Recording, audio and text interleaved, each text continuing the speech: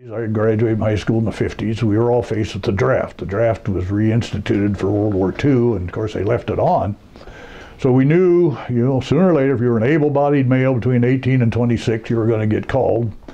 And I guess I decided I didn't want somebody to tell me what I was going to do. I'd rather have the selection made by myself. So my first inclination, and I liked the Navy Seabees. I thought they were probably going to be a pretty good unit. This was while I was in high school. But I ended up joining the combat engineers in the Army. So 8 January 1958, I set foot in the good old plain of Fort Leonard Wood, Missouri, and started my basic training. And it took me 35 years to figure out how to get out, I guess, but I retired then on 5 August of 1992. So good career. It was an interesting career. We had a lot of good times. Started as a private, and I worked all the way up through Sergeant E6. And then they convinced me that I should go to officer candidate school. So in 1961, I ended up as a Fort Benning graduate, got commissioned as a second lieutenant, 7 July of 1962, and then served as a first lieutenant, got a first company command as a first lieutenant after 9 months of being a second lieutenant, which prior enlisted time sure helped there because I had a little bit of knowledge of what was going on. And I made it, went through captain, major, lieutenant colonel, colonel, and brigadier general. And on 5 August 1992, they retired me. I was a major general of the U.S. Army. So, probably was an Army post in the United States and some Air Force bases that I'd been on and served it and went to school, Fort Knox, Fort Benning, Fort Belvoir, Virginia, and been to a lot of the posts, and I've served duty on a lot of them. But my favorite place would have to be Germany because I really like the people over there. I like the way they run things. It's a military term. Everything they do is dress right dress. You don't see anything out of order.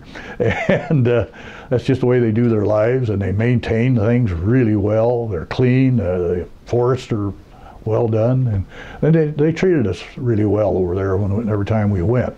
So that would have to be my favorite when you talk about locations. So. Really, the biggest deployment we probably undertook was Desert Shield, and that started actually in 1990.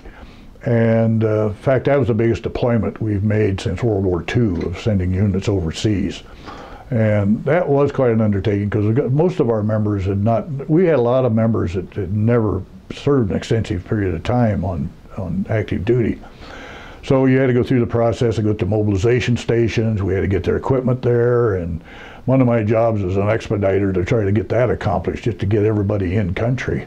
And that was a struggle because we are not very well prepared, are we yet to this day, of having mobility in order to move large troop concentrations and their equipment to any location. We just plain don't have it. If you go back to the Cold War era of the 50s and the 60s, we pre-positioned equipment over in Europe. A lot of sites in Germany, we called them Pumpka sites, but it was positioned equipment ready to go, and all you did then was fly your people over. They fell on the equipment. And in fact, we used some of that in Desert Storm or Desert Shield, brought a lot of that equipment out of Germany and brought it down to Saudi Arabia, and because 3rd Army was actually deactivating at that time. So we simply brought them down, put them in country, and then after the Desert Storm was over, why, they ended up coming back to the States, and we left the equipment in Saudi.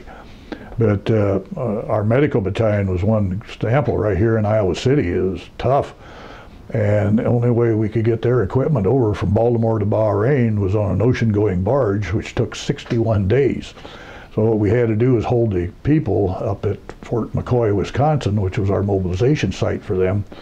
And a lot of them really questioned why they were being held there for so long, but as finally I said, they got a choice.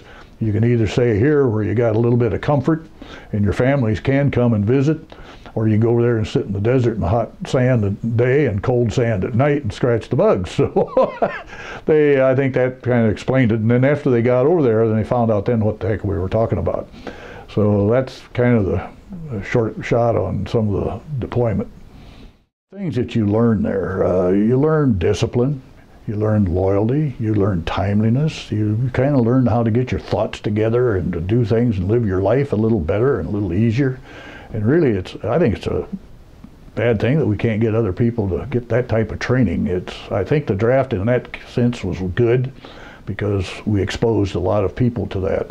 But since the draft went away in 1973, we just haven't had a need. You know, nobody, if they don't have to go, they don't go. We've got a lot of good kids in there now, but that draft did teach people, you know, where they don't get it somewhere else, they were able to get it in the military, and business reflects on that. And people today, if they say, we don't want to show up for work, they don't show up for work. And if they had that little basic training in them, it changes their mental attitude and their way of approaching business. I think we're a stronger country because of that type of training. I really do.